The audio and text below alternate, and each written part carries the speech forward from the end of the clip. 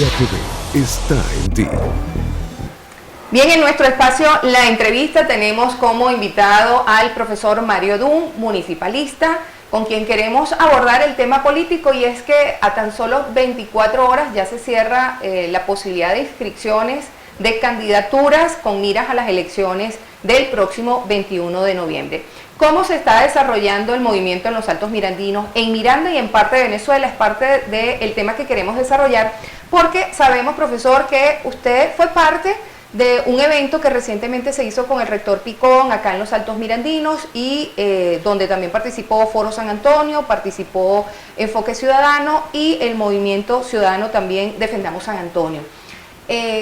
¿Cree usted que finalmente la ciudadanía está motivada en el municipio de Guaycaipuro, donde hace vida, para apoyar ese proceso electoral que tenemos previsto para el próximo 21 de noviembre?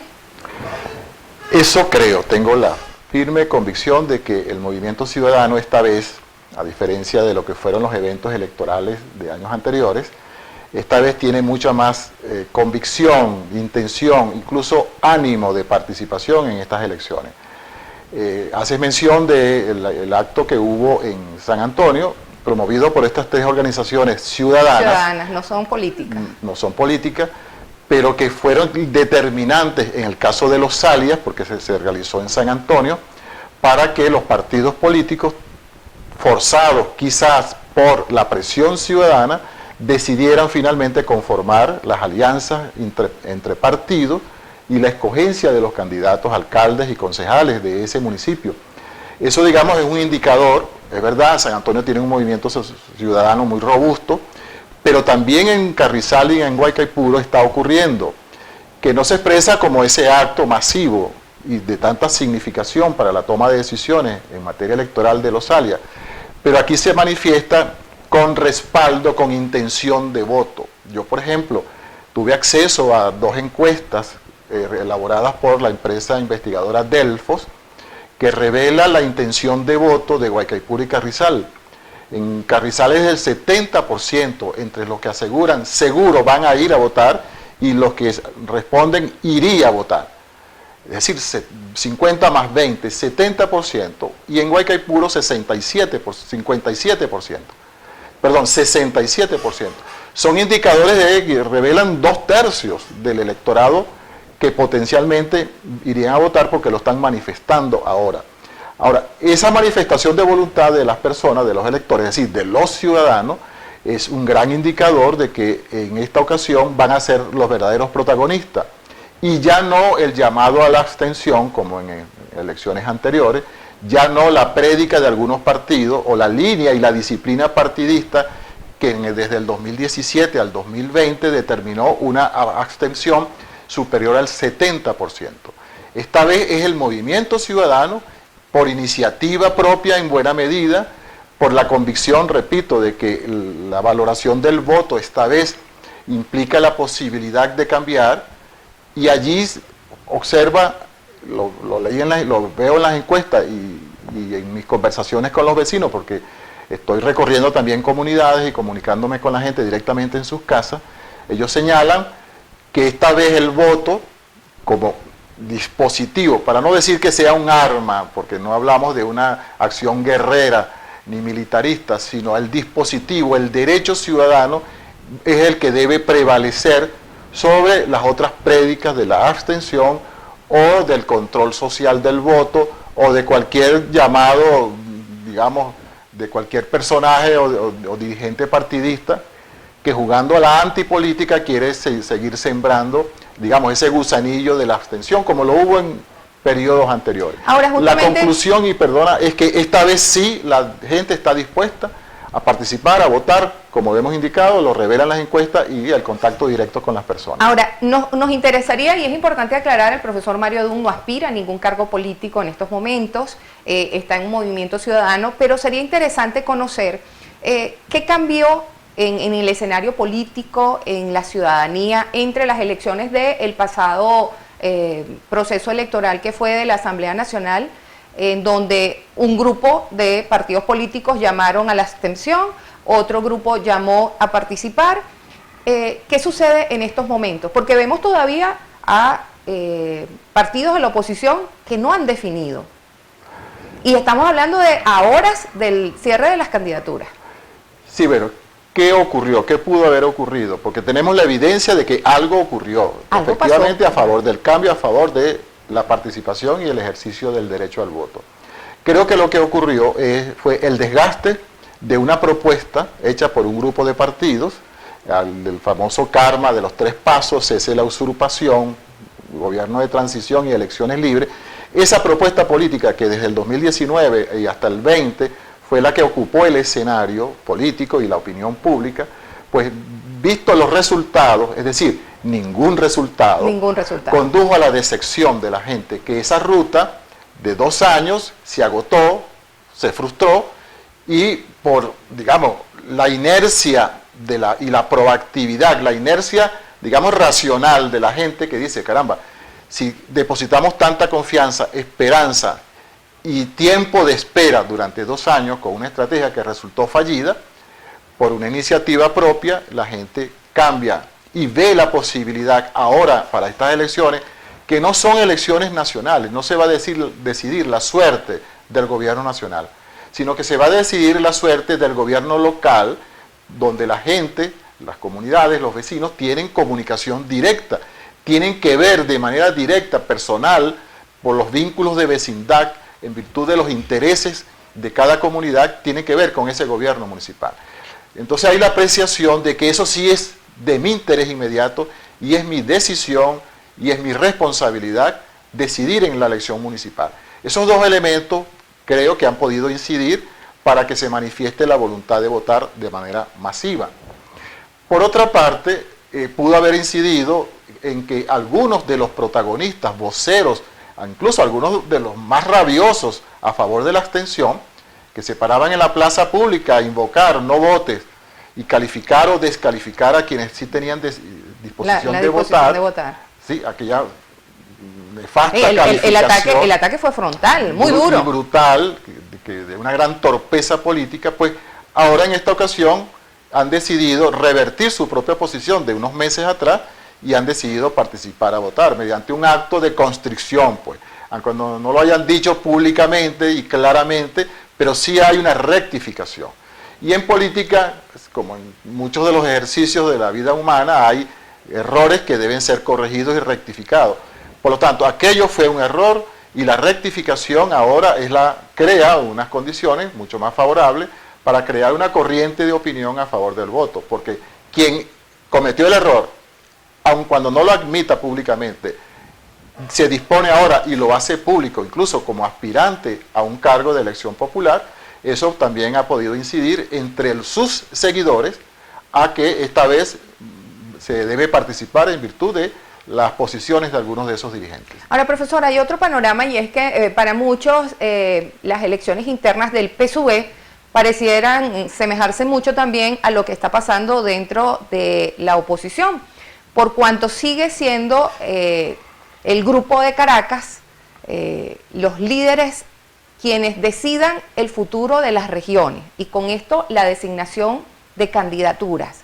Cuando observamos, por ejemplo, en Guaycaipuro, que no son los líderes naturales de Guaycaipuro los que estarían con las mayores opciones para ser dirigentes, en este caso alcaldes de Guaycaipuro, donde todavía vemos que se sigue peleando por quienes estarán con la tarjeta de la unidad, porque pareciera que la tarjeta de la unidad es la que va a determinar quiénes van a ser los representantes. En estos momentos yo creo que, al igual que la mayoría de los ciudadanos de Guaycaipuro, poco se sabe de cuáles son los rostros de los candidatos a concejal.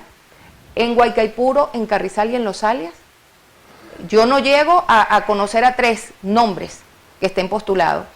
Eso puede ser un factor, y ni de la oposición ni del PSUV. Eso realmente favorece al ciudadano común que quiere saber, que quiere conocer el antecedente que pueda tener quien aspira a representarme en la Cámara Municipal, además de la alcaldía. Pues bien, bueno, son varios puntos a la vez que demuestran o revelan la complejidad de los procesos políticos y de la participación de los partidos en la conducción del hecho político, ¿no? Tanto el PSUV en su proceso interno, como la diversidad y multiplicidad de factores políticos, es decir, partidos y movimientos que en el campo de la oposición pretenden decidir el problema de las candidaturas, ¿verdad? Tanto gobernador, parlamentarios regionales, pero en el ámbito municipal, alcaldes y concejales. Digamos que sobre los alcaldes, que hiciste mención en particular del caso Guaycaipuro, el liderazgo de los alcaldes que están en disputa, en el caso de Guaycaipuro, y vamos a mencionarlos. José Luis Rodríguez fue alcalde, Farid Fraija es alcalde, y hay una situación allí que siendo alcalde de un municipio aspire a ser alcalde para el próximo periodo en otro municipio. Es una particularidad de esas cosas nunca vista, casuísticas de la política. Pero también está Raúl Pagés, que fue el primer alcalde de Guaycaipuro, del año 90, del 90 al 93, es decir, hace 30 y tantos años atrás. También, y Freddy Martínez. Y Freddy Martínez, es decir, que hay 4 alcaldes, exalcaldes, que ejercieron en su momento el rol con relativo éxito, unos más, unos menos, el rol de jefe de la rama ejecutiva del municipio, y qué casualidad, no sé si es un fenómeno solo de Guaycaipuro, pero hay 4 en juegos. Eso puede tener varias lecturas. Una lectura puede ser, bueno, si ya tienen la experiencia de haber sido, independientemente del municipio donde lo hayan hecho, pueden ser quizás las mejores opciones. Eso puede ser una lectura en términos generales, o alguno de ellos puede ser la mejor opción respecto de otro, por la experiencia de haber sido, ya están curtidos, probados. Una lectura no significa que sea mi lectura, pero también hay quienes pueden considerar que ya su momento pasó, porque en Venezuela, conforme a lo dispuesto en la Constitución, el principio de la alternabilidad que debe privar, aun cuando es posible reelegirlo varias veces, el principio de la alternabilidad tiene mucho más peso en tanto que alguien que ya ejerció, debe dar campo, o la misma dinámica política debe abrir espacio para que otros... Bueno, eso es lo que piensa la ciudadanía. Entonces, eso lo piensa la ciudadanía, pero también la segunda lectura, la anterior, es decir, al final será el ciudadano quien haga la debida lectura en su fuero interno y lo haga público en su comunidad, en su entorno, para crear una masa de opinión a favor de una o de otra. Es decir, el dirigente político, sea aspirante a alcalde o a algún otro cargo o no, tiene, por lógica natural de ser político, tiene la aspiración, en tanto que expresa un proyecto político de un partido, que su vocación es ejercer el poder, en los órganos del poder público. Eso es natural, porque el que no aspire a ejercer poder no se meta político.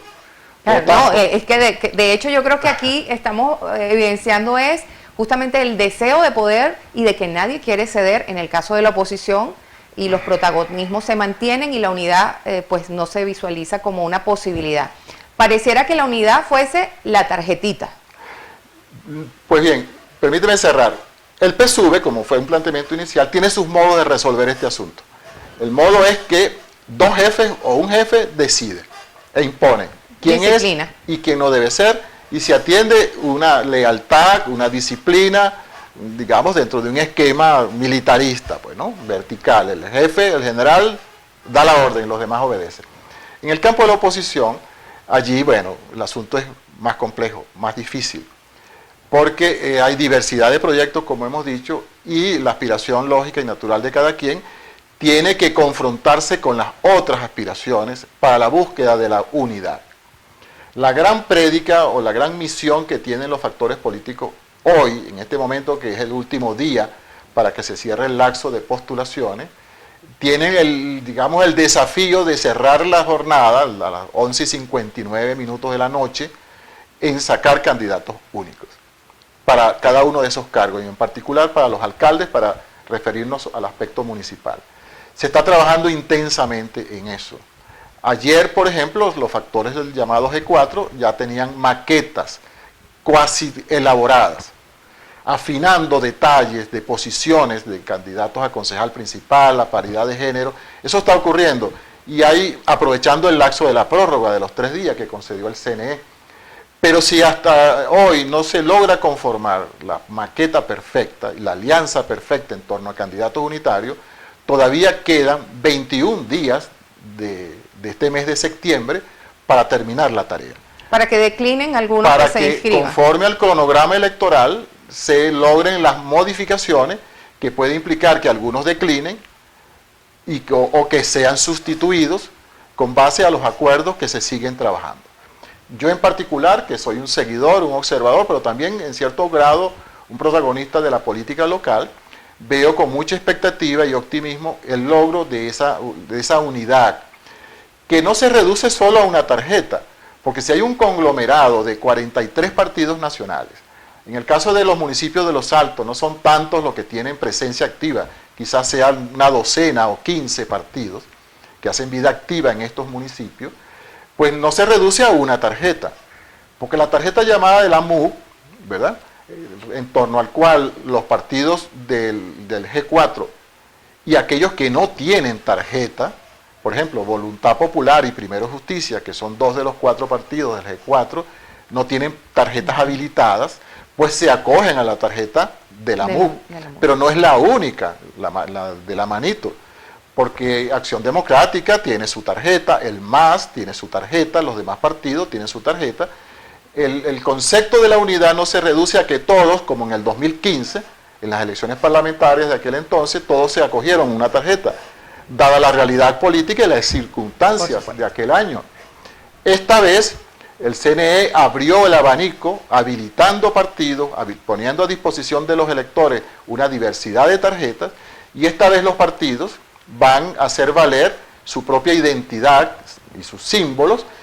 Lo importante no es tanto cuántas tarjetas sean, lo importante es que todas postulen los mismos candidatos. El reglamento electoral funciona de un modo, ese sistema de postulación y luego de elección y adjudicación, que si se repite el mismo nombre de alcalde en 10, 15 tarjetas, la sumatoria de los votos por cada una de esas 15 favorecen a ese alcalde propuesto por esos 15. Eso también es una cualidad, una virtud, para que dentro de la diversidad de factores políticos puedan entonces sumar, consustanciarse en un único resultado que favorezca a un único candidato. Si la oposición logra eso de aquí al 21 de septiembre, será un gran logro de lo que nosotros desde hace 2 años invocamos como un propósito estratégico del movimiento ciudadano, que en Guaycaipuro llamamos enfoque ciudadano, que es lograr la unidad plena. La unidad plena se materializa cuando todos los votos, es decir, todas las voluntades individuales de los ciudadanos que acuden a votar, confluyen en un candidato unitario. Ese es el gran propósito. Dios mediante, veremos los acontecimientos, pero repito, yo soy optimista y visualizo que eso puede lograrse, y estamos trabajando y contribuyendo para que eso se logre. Pues, a pesar de que no soy aspirante a ningún cargo, pero creo que es el compromiso que desde mi doble rol de ciudadano y de dirigente político podemos aportar a favor de la unidad. Definitivamente la ciudadanía en su mayoría siempre nos comentan a los periodistas, oye, si no se va en unidad, difícilmente se pueda ganar al oficialismo en este caso. ¿Cree el profesor Mario Dun que aún no logrando la unidad pudieran darse cambios interesantes en nuestro país? Bueno, la unidad plena es la que aspiramos, la unidad absoluta. Entonces que el 1 es el valor absoluto, ¿no? El 1. Si ese 1 o único se fracciona, se divide, tenemos, bueno, fracciones, céntimos, para hablarlo en términos monetarios o numéricos. Pero la unidad es la máxima aspiración. La unidad es solo un candidato. Yo no hablo tanto de la unidad de la suma de partidos. Yo conceptualizo unidad en tanto que todos los partidos confluyen en un solo candidato. Si hay 2 o más candidatos, allí se estaría materializando una división de la unidad.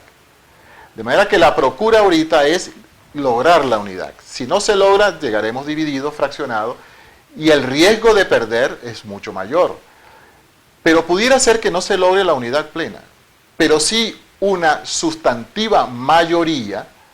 Por ejemplo, si 2/3 o más de los partidos políticos, 70, 80, 90% de los partidos políticos son capaces de atraer 70, 80 o 90% de los votos de oposición, se puede ganar, aun cuando no sea el valor absoluto del 100%. Se puede ganar porque, bueno, allí va a operar, que es un fenómeno que ha ocurrido en otros procesos en el pasado, que es la denominada economía del voto.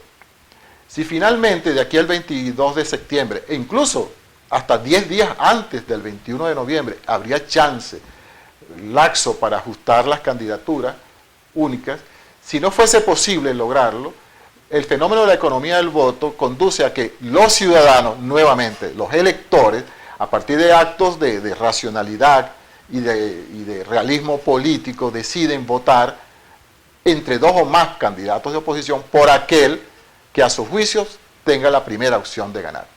El que esté primero en las encuestas, el que tenga una propuesta de gobernabilidad mucho más atractiva, aquel que tenga un discurso sano, proactivo, constructivo, y no el de la guerra sucia de unos contra otros, aquel que tenga una imagen pública de trabajador, que despierte la confianza de los ciudadanos, que se comunique de manera directa, gestual, verbal con la gente, que despierte el entusiasmo, incluso la pasión, la animosidad.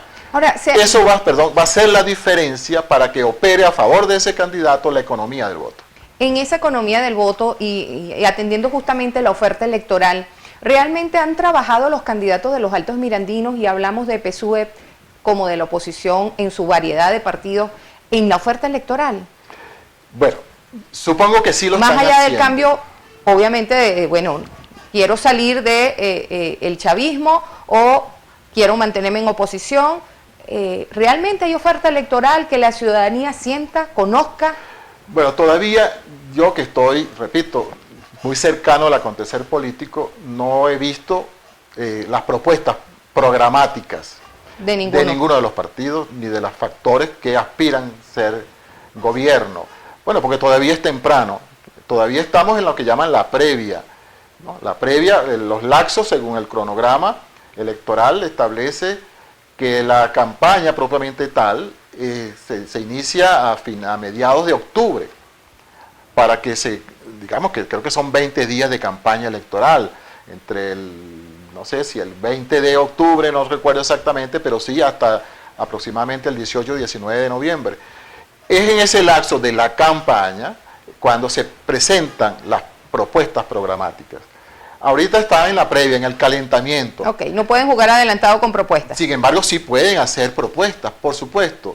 Lo que no pueden hacer es llamar al voto. No pueden decir fulano de tal, vota por mí o vota por mi partido, porque eso solo se puede hacer durante la campaña. Pero es tiempo ya de que los candidatos y las plataformas políticas vayan preparando sus propuestas programáticas para que esa variable, ya no solo de un plan de gobierno o de un programa de gestión como la ley lo señala, sino propuestas reales, creíbles, que sean generados de la consulta con los vecinos, con los ciudadanos, con las comunidades.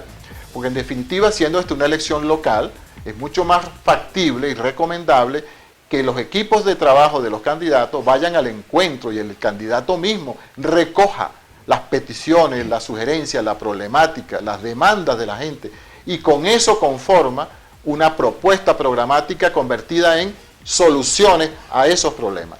Si se está ahora en gira, yo creo que eso debe ser, ya está ocurriendo en uno de los candidatos que le he venido siguiendo muy de cerca, que está haciendo ese trabajo, para que luego, recopilada toda esa data, poder procesarla en propuestas de gobierno para el periodo de la campaña. Entonces, todavía hay oportunidad de lograr unidad. No significa que estas 24 últimas horas sean lo definitivo.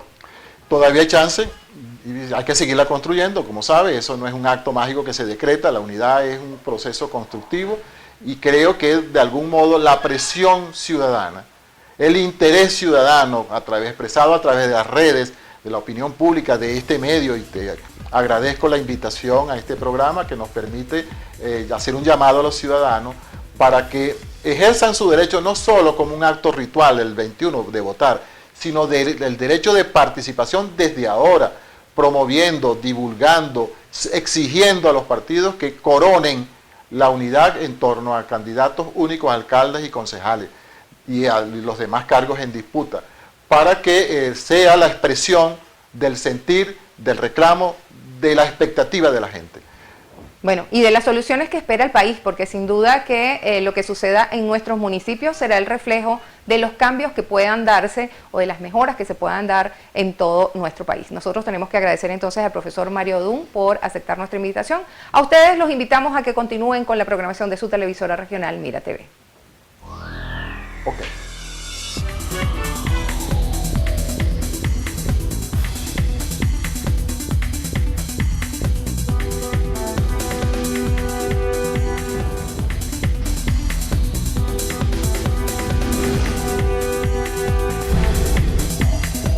Informativo Mira TV está en ti.